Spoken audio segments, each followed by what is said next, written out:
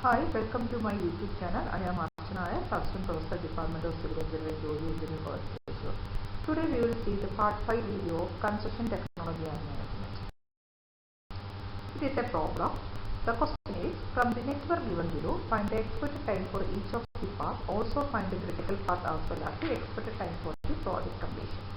Here, activity 1, 2, activity 2, 4, activity 1, 3, like that. Arrow represent the activity and the note represents the event. And also we can calculate the expected time. Here we have 1, 2, 3, 4, 5, 6, 7 and the event. And corresponding arrow which represents the activity. Here we duration optimistic, most likely pessimistic. Our values are 1, 2, 3, 4, 5, 7 something. This is the expect time. TE, small TE calculate, small TE calculate. We critical path calculate. Here we have 7 end event, start event 1. So first event 1, last event 7. So 1 and 7 path on 1, 2, 4, 7 path. 1, 2, 5, 7 path. Next path 1, 3, 4, 7 1, 4, 7 left. 1, 3, 6, 7. Normally we have 5 paths. First event 1 last event 7. This is 1 burst event. 1 burst event. That is 1 2 1 4 1 3. So 1 is a burst event. Here 4 is a merge event. That is 1 merge, 2 merge, 3. This 3 event 4 merge. So this is 1 is burst event, 4 is a merge event. That is 2 event is also a burst event. That is 2 is 5 2 is 4. But 3 is an event, or burst event in example, 4 and 6 is burst event. Then 7 is the merge event in example. 4 is event, 5 is event, 6 is event, 7 is burst event.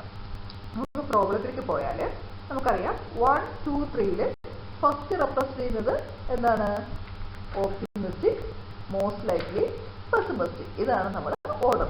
So, we will question order table values rewrite. So, we will mention path. T expected time formula. T optimistic plus 4 times T most likely plus T pessimistic by 6 formula. Expected time calculator formula. To find the T of each activity, activity order activity 1, 2, 1, 3, 1, 4, 2, 4, 2, 5, 3, 4, 3, 6, 4, 7, 5, 7 and 6, 7 activities ചേർന്നതാണ് ആ network. ആ 1, 2 ൽ നിന്ന് 1 hyphen 2 hyphen 3 എഴുതുന്നു. So first ഒന്ന് optimistic എഴുതി, next digit 2 most likely എഴുതി, 3 എന്നുള്ളത് പെസിമിസ്റ്റിക് എഴുതി. അതുപോലെ എല്ലാ ആക്ടിവിറ്റിയുടെയും TO, TM, TP വാല്യൂ നമ്മൾ എഴുതും. എഴുതിട്ട് എന്ത് ചെയ്യും? ഫോർമുലയിൽ സബ്സ്റ്റിറ്റ്യൂട്ട് ചെയ്ത് നമ്മൾ കറസ്പോണ്ടിങ് ആയിട്ടുള്ള 1, 2 ആക്ടിവിറ്റിയുടെ TE വാല്യൂ കണ്ടുപിടിക്കും. 1, 3യുടെ TE വാല്യൂ ഈ ഫോർമുല ജസ്റ്റ് സബ്സ്റ്റിറ്റ്യൂട്ട് ചെയ്താൽ മതി. സബ്സ്റ്റിറ്റ്യൂട്ട് ചെയ്താൽ നമുക്ക് എന്ത് കിട്ടും? ആക്ടിവിറ്റിയുടെ ഓരോ ആക്ടിവിറ്റിയുടെയും കറസ്പോണ്ടിങ് TE വാല്യൂ കിട്ടും.